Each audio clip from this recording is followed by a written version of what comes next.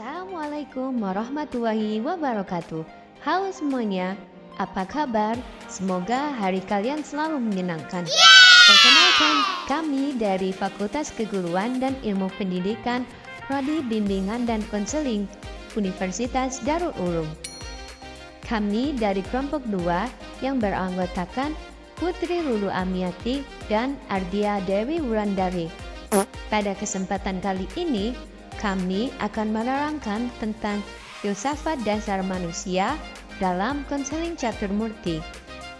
Sebelumnya, apa kalian sudah tahu apa yang dimaksud dengan filsafat dasar manusia dalam konseling caturmurti? Kalau belum tahu, ayo kita cari tahu bersama. Jadi, filsafat dasar konseling caturmurti diklasifikasikan dalam 2 sub pembahasan. Yang pertama, sejarah perkembangan yang meliputi latar belakang historis, budaya, dan perjalanan kehidupan Raden Mas Panji Sosrokartono yang mengawali lahirnya ajaran adiluhungnya. Yang pertama, kita akan membahas tentang sejarah perkembangan filsafat dasar manusia dalam konseling caturmurti, yakni tentang latar belakang pendidikan dari Raden Mas Panji Sosrokartono. Beliau memulai pendidikan di Europes Lager School atau ELS di Jepara. Pada saat itu, beliau berusia 7 tahun. ELS merupakan sekolah bentukan Belanda bagi para bangsawan. Beliau menyelesaikan pendidikan di ELS pada tahun 1892 dengan predikat nilai bahasa Belanda yang paling baik. Kemudian, dengan kemampuan bahasa Belanda yang paling baik, beliau diterima di Hogere Burger School atau HBS di Semarang. Di HBS, mulai nampak bakat dan kemampuannya menguasai berbagai bahasa asing dengan cepat dan mudah. Kemudian, beliau dikenal sebagai talkunding atau orang yang ahli di bidang bahasa dan kesusastraan. Raden Mas Panji Sosrokartono berhasil lulus dari HBS pada tahun 1897 dengan nilai yang baik sekali. Kemudian beliau melanjutkan pendidikannya di Teknis Hogeschool atau Sekolah Tinggi Teknik di Delft, Belanda. Selama 2 tahun mengikuti kuliah, timbul minat beliau untuk pindah kuliah di jurusan Kesusastraan Indonesia, Fakultas Seni dan Filsafat, Universiteit Leiden. Sebab jiwa dan minatnya lebih terarah dan tertarik pada bidang filsafat bahasa dan kesusastraan. Di Universiteit Leiden, Raden Mas Panji Sosrokartono dikenal sebagai seorang poliglot. Beliau menguasai dengan baik 24 bahasa asing dan 10 bahasa suku di tanah Nusantara. Raden Mas Panji Sosrokartono menyelesaikan pendidikan di Universiteit Leiden pada tanggal 8 Maret 1908 dalam bidang filsafat bahasa dan sastra.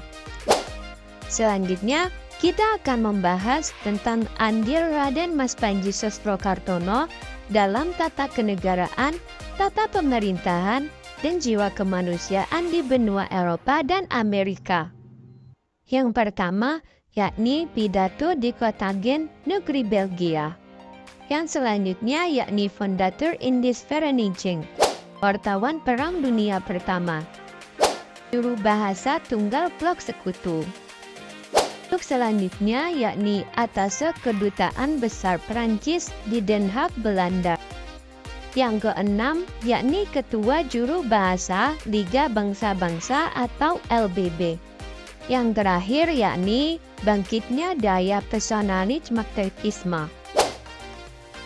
Selanjutnya kita akan membahas tentang perjuangan Raden Mas Panji Sosrokartono di tanah air. Yang pertama yakni Direktur MULO, merupakan sekolah menengah pertama pada zaman pemerintah kolonial Belanda. Tahun 1927, beliau terpilih sebagai Direktur pertama MULO di Perguruan Taman Siswa Bandung atas prakarsa adik Ki Hajar Dewantara, yakni Raden Mas Suryo Diputro. Yang kedua, pelopor pergerakan nasional atau PNI yang menganjurkan kampanye swadesi yang berbahaya bagi kelangsungan, ketentraman, dan kedamaian di Hindia Belanda. Beliau juga pelopor Perhimpunan Mahasiswa Indonesia di Belanda yang menumbuhkan rasa nasionalisme dan patriotisme di kalangan pelajar Bumi Putra. Yang ketiga, pergerakan Baris Pendem yang merupakan bentuk perjuangan kemerdekaan di belakang layar melalui kekuatan spiritual untuk memberikan motivasi bagi para tokoh-tokoh pergerakan kemerdekaan Indonesia agar memiliki keberanian, tekad, semangat, dan rasa persatuan untuk memperjuangkan kemerdekaan. Yang keempat, yakni tokoh kebatinan. Tahun 1927 hingga tanggal 30 April 1930, Raden Mas Panji Sosrokartono melakukan revolusi batin Tarak Brata sebagai panggilan jiwa suci yang diterima ketika di Eropa untuk menemukan kebenaran menjadi kewaskitaannya. Beliau membantu manusia yang sakit secara jasmani maupun rohani. Pada tanggal tersebut, beliau mendirikan paguyuban keluarga Monosuko sebagai pemelihara rumah pengobatan Darussalam di Bandung. Ini merupakan perwujudan cita-citanya.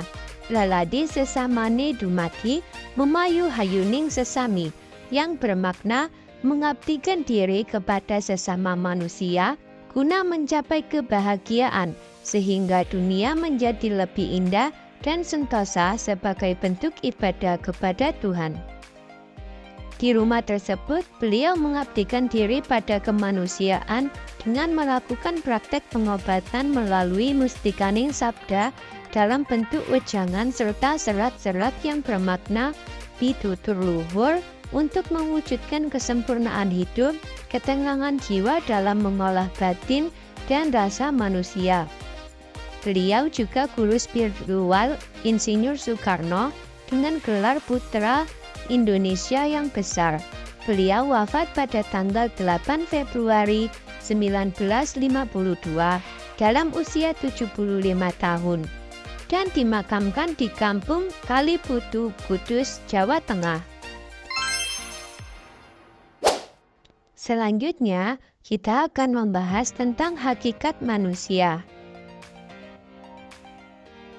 Melalui metode filsafat, pembahasan hakikat manusia dalam konseling Caturmurti diklasifikasikan dalam dua sub pembahasan. Yang pertama yakni rahasia Sang Alif.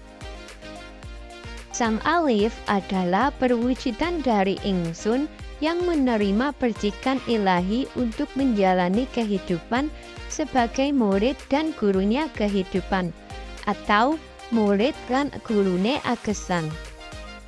Rahasia Sang Alif sebagai dimensi lahir batin pada Ingsun atau Kiri meliputi dimensi gurune.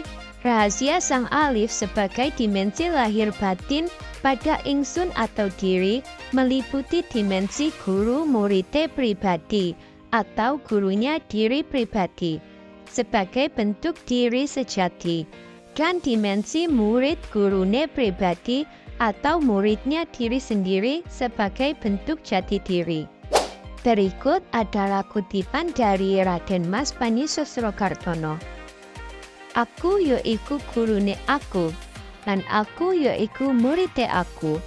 Tansah nindakake dadi murid lan gurune panguripan kanggo nampa pepadang saka Gustining jagat. Yang berarti saya adalah gurunya saya dan saya adalah muridnya saya untuk menjalankan menjadi muridnya kehidupan, untuk menerima bisikan batin yang suci dari Sang Pencipta kehidupan.